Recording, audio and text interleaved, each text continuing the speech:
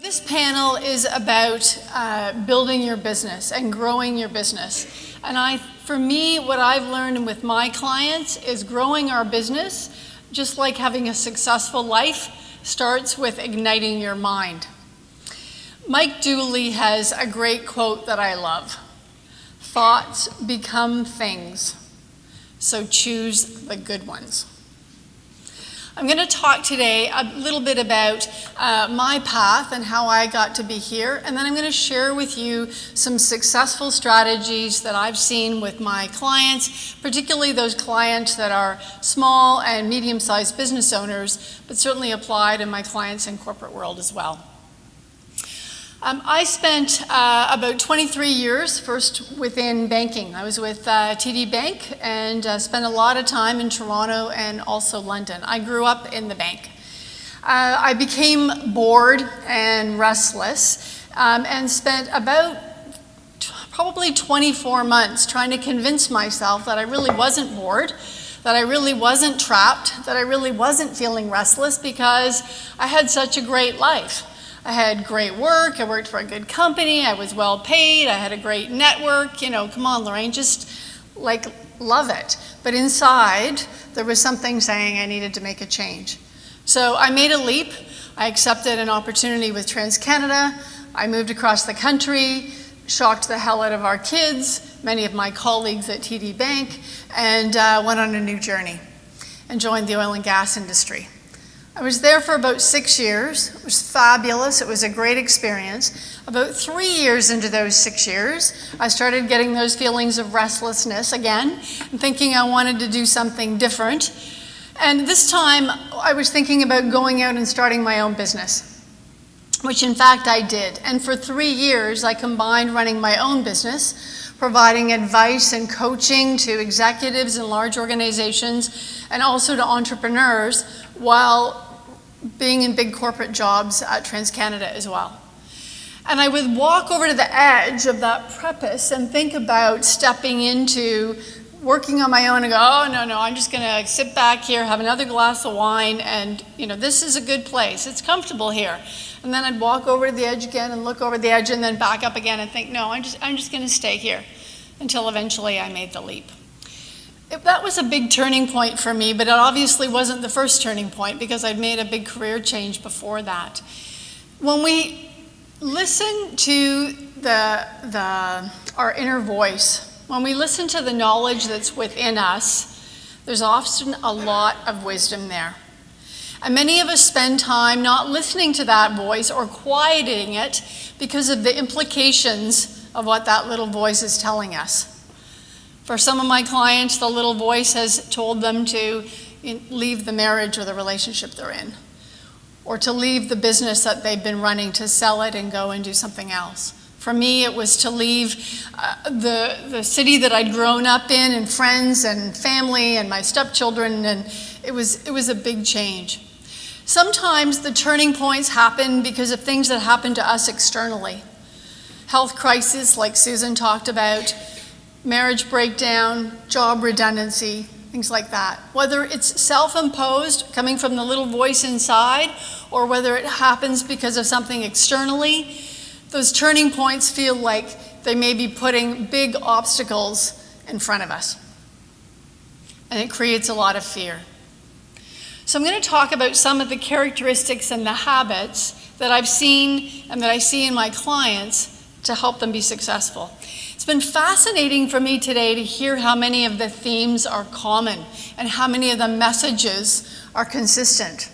So there's a real, when you hear that kind of synchronicity, there's some very clear messages for us.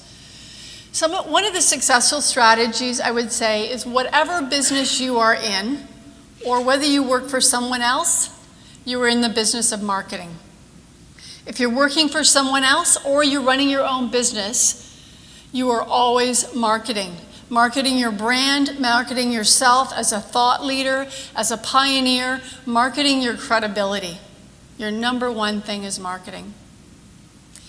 Second thing I would say is pick 3 things every day, 3 priorities that if you do nothing else that day, you're going to achieve those things. So many of us that are running our own businesses think, I'll just make that one more phone call. I'll just send those couple more emails. And we don't end the day. I work with my clients all the time to say we're going to work less. We're going to increase revenue beyond what it's been, but we're going to work less because time is finite. That's one of the most freeing things I found about stepping out of the corporate world. My wonderful daughter-in-law, who's here with me today, which is fabulous, it means so much to me, thank you, said to me last night, what vacation are you taking at Christmas? And I realized, well, I don't do that anymore. I don't set I'm going to be away for a week, or I'm going to be away for 2 weeks, or I've just integrated my life so that I travel like Lisa. I thrive on travel and new experiences, and I work from anywhere, and I work from everywhere.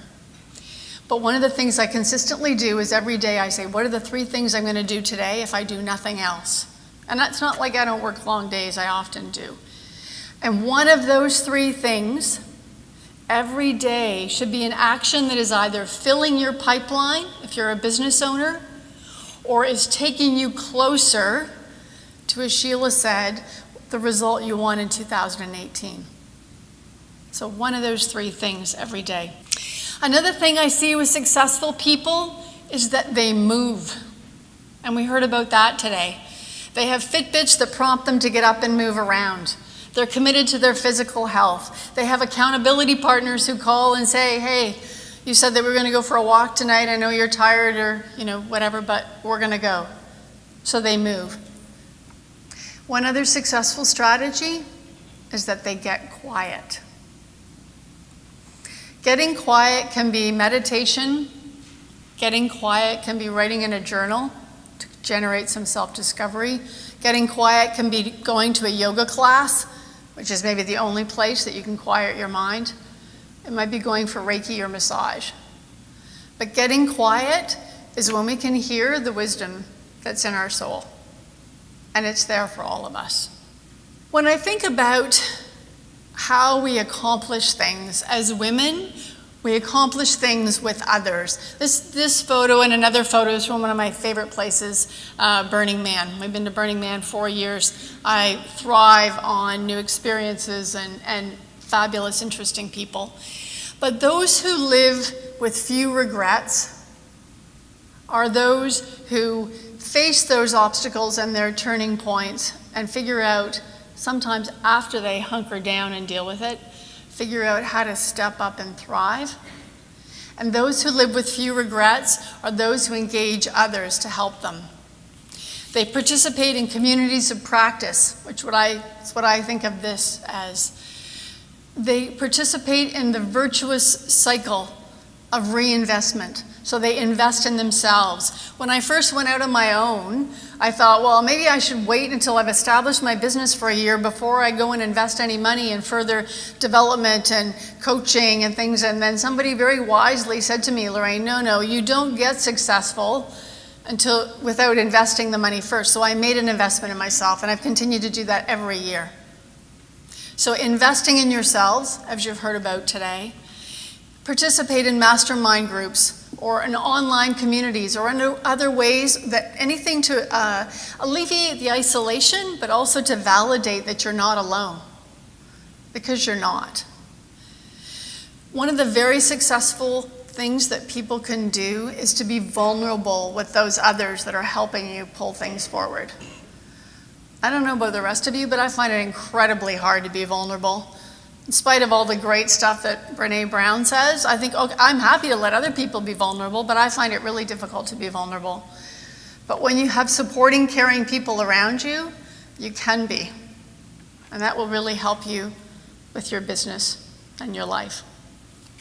And the final thing I would say as to those that I see that are incredibly successful, that they have a passion and they have a purpose. I know why I do the work that I do.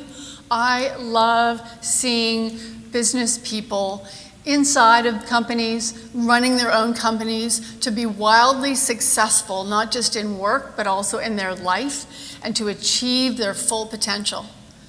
Everybody that's been on the podium today has talked about what drives their passion, and their purpose.